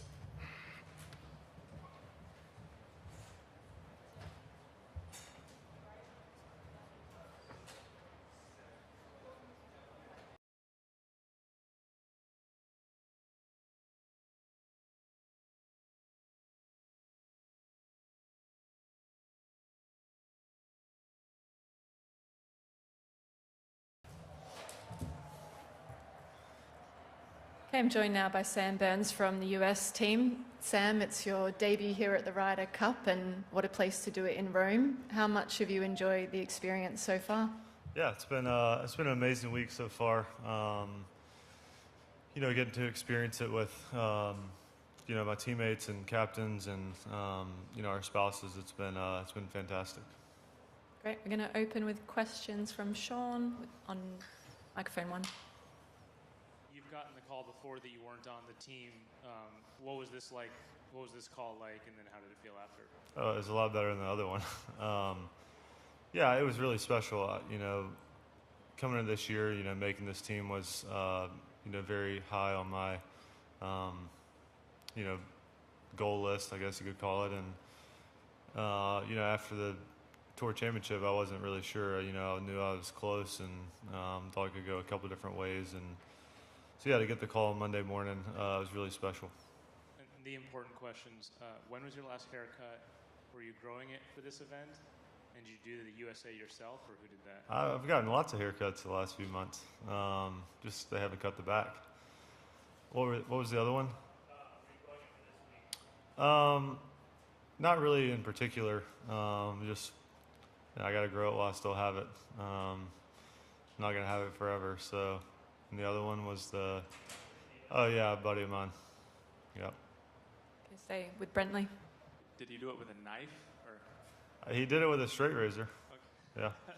I'm just curious because you've been, you know, top-ranked junior, top-ranked college player, you know, one of the best players on the PGA Tour the last few years. But do you feel like you play better with a chip on your shoulder, and how do you kind of generate that chip for an event like this? Yeah, I mean, I would say it is nice to try and play with a little bit of a chip on your shoulder, and I think, you know, it's easy to find different types of motivation, and I think, you know, coming to this week, I mean, for us, you know, I feel like we have nothing to lose. You know, we haven't won over here in 30 years, so you know, we're looking for the challenge. I know the European team is going to be tough. They're a lot of talent on that team, and they really want to win over here, and so do we. So I think it's going to be hopefully a great match. Going to go Mike 2 with Cameron front.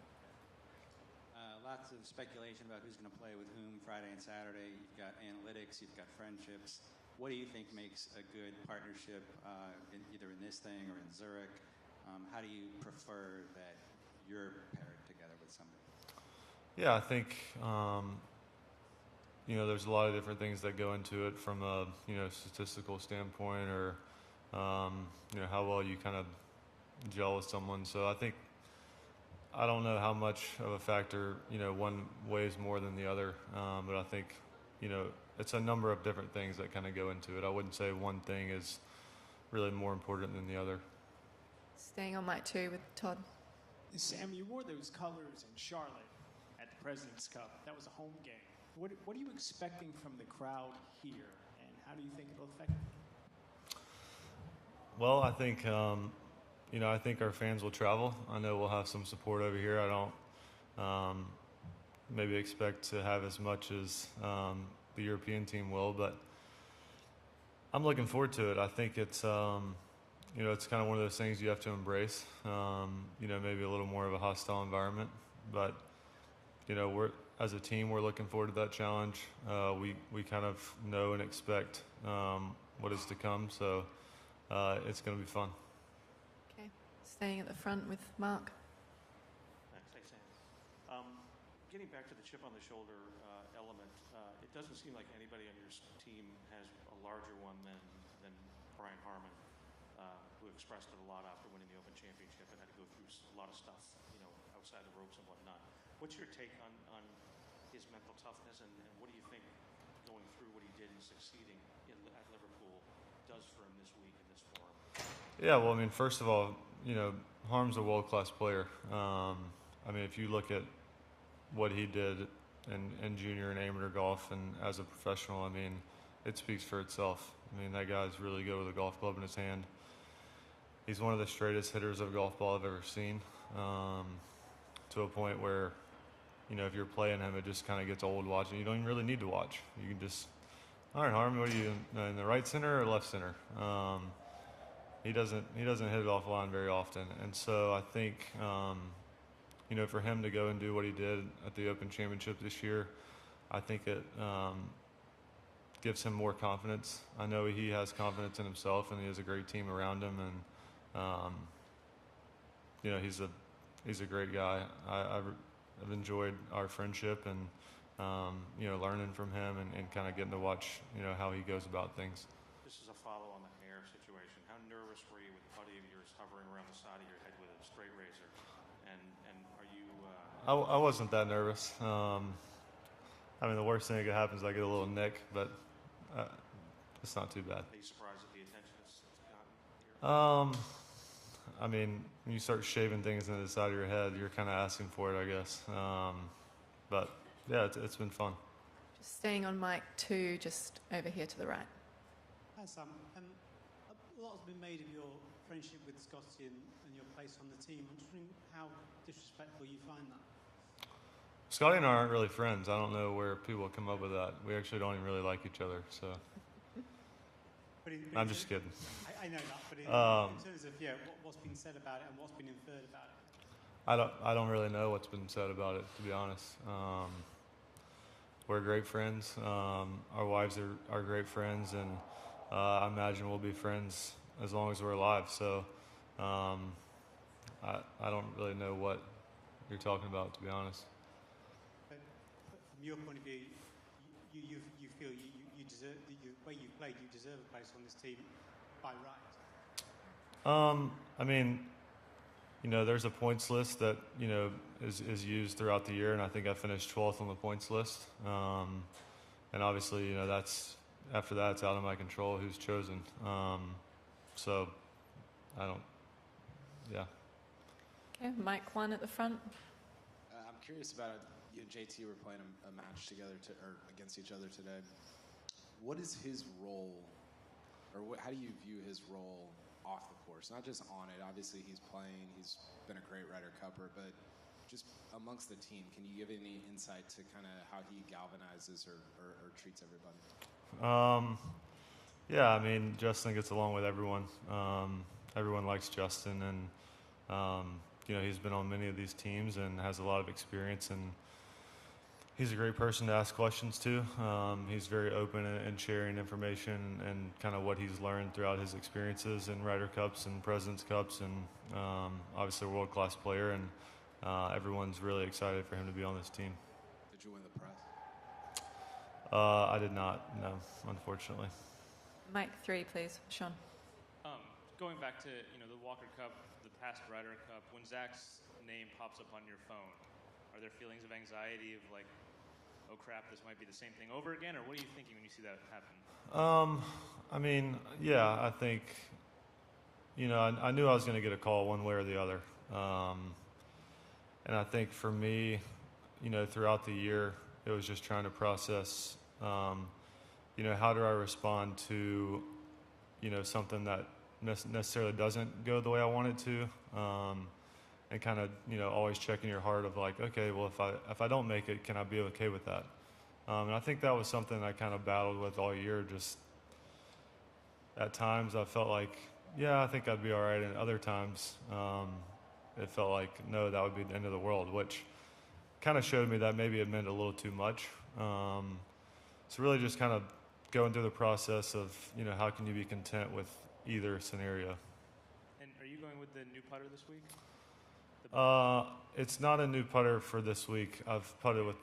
But the one he switched to at East Lake? Yes, okay. yep. And just what was behind the switch? I mean, honestly, it's basically the same putter. It's just a different insert. But, I mean, it's almost exactly like if you were to look at it, you may not even be able to tell the difference. Okay. We have any further questions from the floor? No? Sam, thank you for your time this week. Thank you all.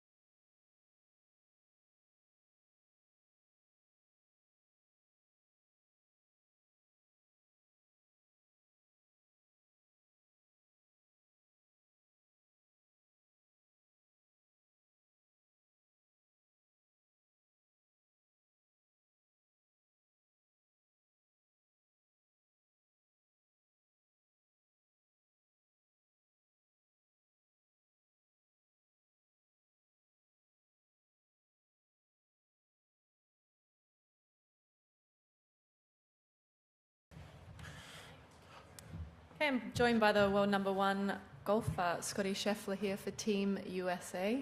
Scottie, just give a sense of how nice it is to be back in a Ryder Cup environment and what you're looking forward to this week. Yeah, definitely excited to be back. The week's been fun so far. I'm just ready for Friday to get here.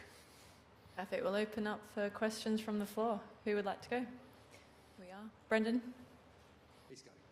Can we start back 2 years ago and that Sunday singles match against John and kind of what your recollections are of going into it, that feeling and stuff. Like kind of entering that stage and just what you feel like it brought out of it. Well, I was excited for the match. I think I was probably the only guy that wasn't favored to win my match, and so I knew I was going up against a great competitor in John. I had a lot of confidence going into the match, so I'd played 2 solid matches. Bryce and I had halved with John and Tyrrell on Friday, and it was a great match, back and forth. I think they ended up birdieing 18 to halve with us, and I mean 18's a pretty tough hole out there, so it was a good match. And then Saturday we came out with a win. It was a match we were down on the back nine, ended up flipping it, winning it 2-1, and so I was going with a lot of confidence. I had played John in match play at the beginning of that year, and we were familiar with each other's games, and that was just, it was a good feeling to be able to put up that start so everybody could kind of see it on our team. I think that really fired guys up, and so I felt like I had it felt like an important match, and when I got to that good start, I was excited that everybody could kind of see a big lead up there on the board, and hopefully it ignited a few guys. That was actually your ride back into the room. Yes, I feel like I've heard them a lot today. Can you put into words just, are you able to even recognize the guy from 2 years ago, maybe? Like just how much your life has changed, your game has changed, your place in the game has changed? Like, was that even recognizable now? Yeah, I don't feel like I look that much different. Hopefully I haven't aged too bad in 2 years. But no, I feel like I've harped on it a lot, but my life off the course hasn't really changed so much, and so when I'm at home, I don't feel any different. I got the same group of friends that came to the last Ryder Cup or coming to this one. Life at home hasn't changed too much for me. So yes, I do recognize them. I like being on this end where I didn't have to rely on a pick and I didn't have to sweat as much on Monday after the Tour Championship. That was definitely a lot easier day this year than it was 2 years ago. Do you feel you have a different voice on this team than you did that team? I mean, maybe.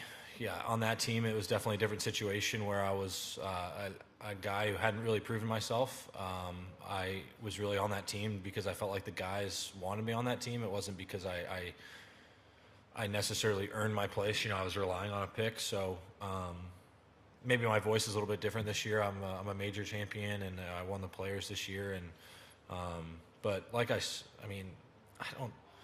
don't think it changes that much. It's the similar group of guys. We have our leaders, and we have guys with more experience. This is only my second Ryder Cup, and there's not really one guy who's making the call for everything other than the captain, and that's who we rely on. If somebody needs anything, we can go directly to him, and when my input is needed, it's definitely there, but there's not really much for me to say. It's, hey, who do you want to play with? It's like, oh, I'd like to play with this group of guys, and then we kind of go from there. It's not like I'm telling Xander and Patrick they have to play together, stuff like that. It's it's not a big deal. Doug. I don't think your name's been mentioned this week without mentioning Phil Kenyon. Yeah. How did that come about? I've watched Phil for a while. I've never really had an instructor teach me anything really other than Randy. It was something I was thinking about kind of towards the end of the year, and Phil was a guy that I watched, and he teaches a lot of really good putters, and he didn't seem like a method guy, and so he was the first phone call that I wanted to make, and I called him maybe Monday after the Tour Championship, or maybe even text him Sunday night. It was something that I didn't want to think about as the year went on because it would have been a change, but right when the Tour Championship ended, I was just thinking about it, and I was like, I'll see what he's up to, and he ended up coming to Dallas a few days later, and we got some good work in, and it's been great. He's a fascinating person to work with. Brentley. Is there anything you can elaborate on maybe what he's helped you with so far? Whether it be? Yeah, well, I mean, basically, he just told me I sucked. Couldn't believe I ever won a tournament with how I putted. That's what you want to hear, right? No, on a serious note, I had a feeling at what I was doing wrong. It was something that my suspicions were kind of answered. It was just I was trying to fix it in the complete wrong way. To get into the details of it will take a little bit of time, but it's really very simple. The way I moved the putter through the ball, I was kind of fighting the putter, the toe rising on the putter as I went through, and so sometimes I'd miss contact a little bit in the heel. And in order for me to try to keep my putter head low, the way I would do it is I feel everything in my hands, and what I would do is I would lower my hands. But when I lowered my hands, it actually caused the toe of the putter to go higher and higher. So as the year went on, my hands were getting lower and lower, and the problems getting worse and worse. And so it was something I couldn't figure out. And it was preventing me from hitting as many putts online as I should have. Like I said, this year I really did hit a lot of good putts. Now I feel like I'm much more consistent hitting my start line, especially in my practice. I mean, I see the ball rolling end over end a lot more often than I did about a month ago, and it's exciting. It's good just for me to have a little bit of direction. I think the second set of eyes with Phil was really, really helpful. It was kind of good to just get my brain in order and feel like I'm working in the right direction versus playing a bit of a guessing game. And so Phil's been really helpful. And then, if I could add, for you personally, what's the most challenging part about playing foursomes? Foursomes, I think the pace is just different. So like if I'm playing odd holes, what are they doing? Yeah, I guess. Sounds cool. If I tee off on the first hole, I hit the tee shot, and then I don't hit a shot till the second hole, the iron shot. And so it's just the pace is a little bit different, but the goal is obviously just to get into a good rhythm and just start executing shots. I mean, when you're over the ball, it's still the same thing. Just try and stay loose in between shots. So Mike 1 with Neil. I wanted to ask you another Phil question. Well, you sort of answered as well. You already feel you're feeling the benefits, and you'll see that this week starting Friday. And also, what's it like having an Englishman in the American camp? Yeah, the Englishman in the American camp. When he came to Dallas, I was joking with him. I told him his stuff's it's going to work so well. He's not going to be welcome back at his home club when he gets home after the Ryder Cup. But no, I feel the benefits already. I'm more comfortable over the ball. Like I said, I have more direction in what I want to do. I felt like at times this year I would try one thing, and then a few weeks later I'd try another. And like even something as simple as lining up the ball, sometimes I would do it and sometimes I wouldn't. And I wasn't using the line in the right way. Phil kind of gave me a different perspective on using the line that's been really helpful. And it's just little things like that. I haven't felt like I've made a huge change. I just kind of got my mind right. I feel like we're made little changes to where I'm more comfortable over the ball and I don't have to think about my stroke. That's pretty much all it is. Mostly, if I get the setup correctly, the body will move correctly from there. And I just need a little bit more help. So you do feel a lot better going into this Ryder Cup than you maybe would have a month ago? Yeah, definitely. Yeah, I did not finish off the year like I would have hoped to, and so being able to get some work in with Phil and just really get some rest. I got pretty worn down at the end of the year. So if this tournament was 3 weeks ago, I would have felt definitely a lot more tired. But going into this week, I feel refreshed. I'm excited.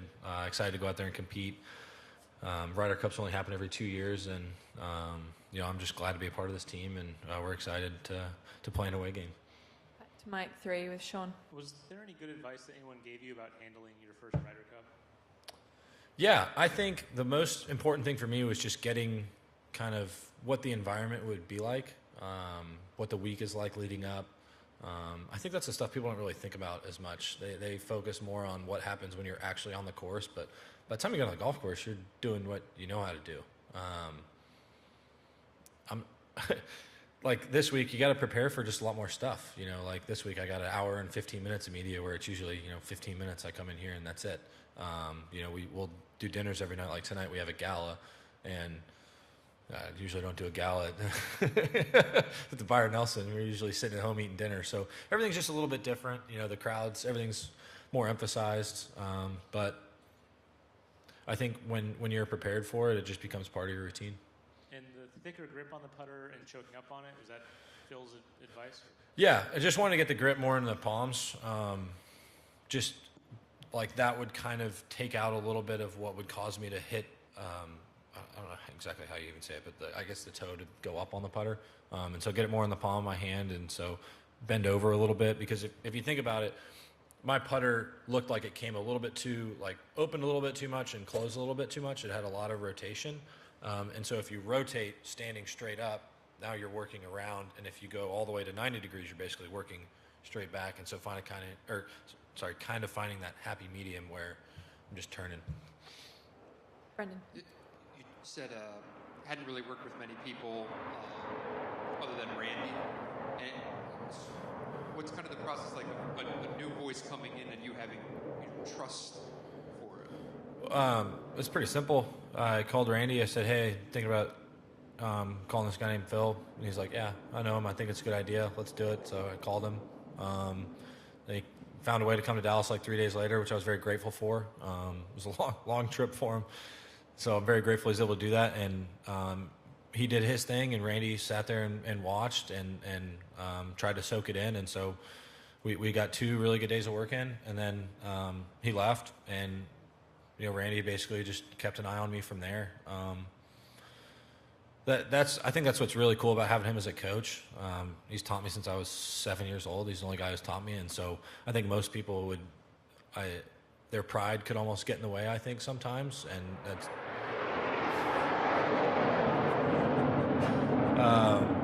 That definitely wasn't the case with Randy. He's 71 years old, and he still loves to learn and try new things, and he wants what's best for me. He's not an ego guy.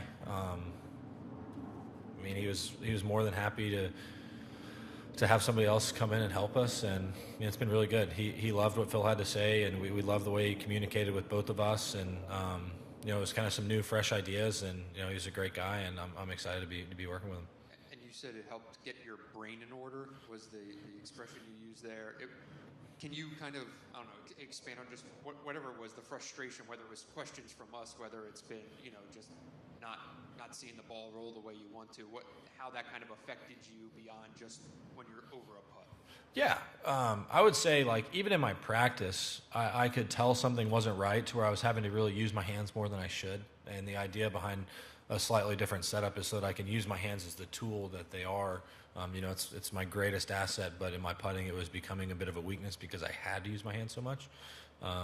I'd say it was probably the same thing I fought with my golf swing in college when I got injured, my swing changed, and I had to use my hands so much that it became a hindrance to where I would drop the club inside, and then I'd use my hands, and I fought a left miss the whole time because I feel like I have good instincts. I could sense the club, trap behind me, and I'd flip it, and it would go left, and so I fought a hook.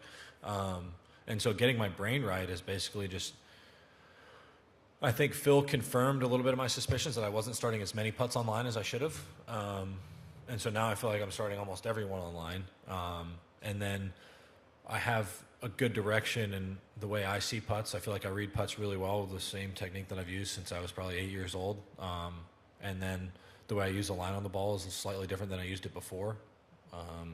And so, yeah, I feel like I have a much more clearer picture of what I'm trying to do on the greens. Last question. Did you and Sam talk shortly after captain's picks were announced, and how was that conversation different than 2021? Yeah, it's definitely different than 2021. Much more happy phone call. Sam was obviously pretty excited to be on the team. For players, it's such a huge goal just to make this team. To be one of the 12 best players in the United States, to come here and represent your country is really special, and it's something that he definitely didn't take for granted. And so, yeah, that was a good phone call. Do you remember who called who? I think he may have texted us, and then I think Meredith and we were out doing something. I don't remember what we were doing, but we ended up FaceTiming him. We parked somewhere and FaceTimed him in Caroline. And it was nice. It was good. Final question from Doug. Apologies for the silliness of this, but what's the line on your ball look like now? How is it different? It's the exact same. I thought you said it was different. No, it's the same. I use it differently. Okay, I got it. Thanks, Scottie. Yeah, you're welcome. The other thing is, if this Ryder Cup came down to one match left on the course for the whole caboodle, and that's a ton of pressure. I would assume if you were to ask all 24 guys here, they would want to be in that match. They would welcome that pressure. Do you think that's true? And how many do you think are being really honest with themselves? I think in order to get this far in your career, you have to have that kind of self-belief. And so I would imagine all of them are telling the truth. It just depends on who can perform in that situation when it really comes down to it. Pretty sure everybody here has won at some level of the game, and whether you're at the Ryder Cup or trying to win a junior tournament when you're a kid, it all feels huge. So yeah, I think they're telling the truth.